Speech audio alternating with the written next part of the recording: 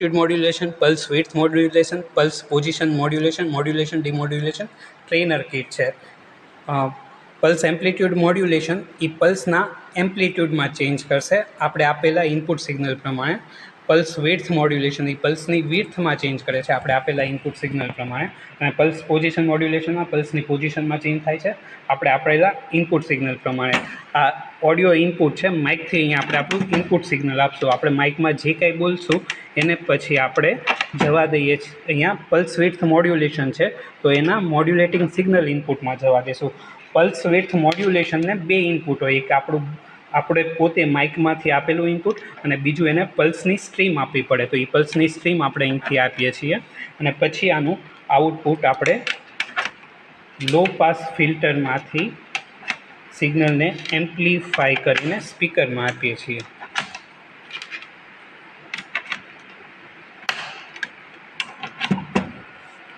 આ ડીએસઓ છે. ડીએસઓમાં અત્યારે આપણે પલ્સ વિડ્થ મોડ્યુલેશનનું આઉટપુટ જોવા માટે ડીએસઓની પિનને આપણે ડીએસઓના પ્લસ અને માઇનસને એ રીતે સેટ કરી નાખીએ.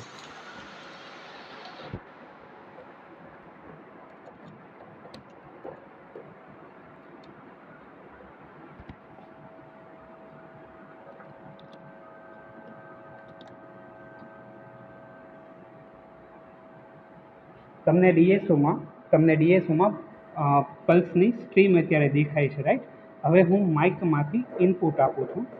ડીએસઓમાં તમને દેખાશે કે આપણે પલ્સ સ્ટ્રીમ અત્યારે જાય છે, પણ હવે હું જેવું માઇકમાં બોલીશ એવી પલ્સની વિડ્થમાં ફરક પડશે. આપણે અત્યારે પલ્સ વિડ્થ મોડ્યુલેશનમાં રાખેલું છે તો તમે ડીએસઓમાં આઉટપુટ જોઈ શકશો. જો તમને પલ્સની વિડ્થ વધતી દેખાશે, રાઈટ?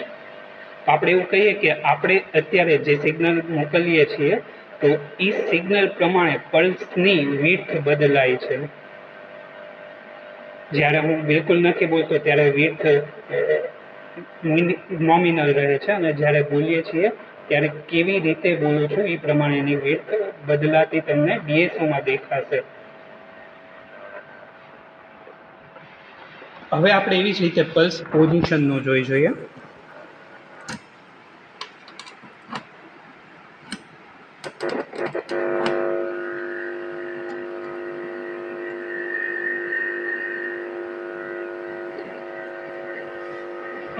પલ્સ પોઝિશનની ગોઠવણ કર્યા પછી પલ્સ પોઝિશન મોડ્યુલેશનમાં હું જ્યારે બોલું છું ત્યારે પલ્સની વિડ્થ નથી વધતી પણ એની પોઝિશન બદલાય છે. તમે હું જ્યારે માઇકથી ઇનપુટ આપું છું હેલો હેલો હેલો હેલો તો પલ્સની પોઝિશન બદલાય છે. મતલબ કે પલ્સ જ્યારે બોલું છું ત્યારે અમુક સમય સુધી પલ્સ નથી રહેતા અથવા તો બે પલ્સ વચ્ચેનું જે ડિસ્ટન્સ છે એમાં તમને ફરક દેખાશે. ફરી એક વખત જોઈએ. Hello hello hello hello hello. ફરીથી પલ્સ પોઝિશન મોડ્યુલેશનમાં વિડ્થ નથી બદલાતી પણ પલ્સની પોઝિશન બદલાય છે. ઓકે, પલ્સ મોડ્યુલેશન જોઈ લઈએ. પલ્સ એમ્પ્લિટ્યૂડ મોડ્યુલેશન એક વખત.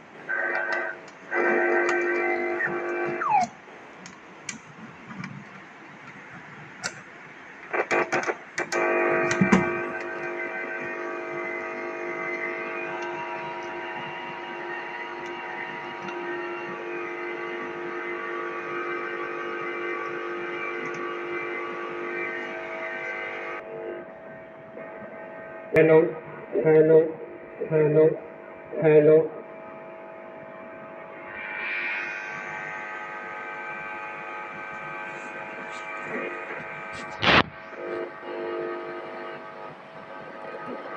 Hello hello.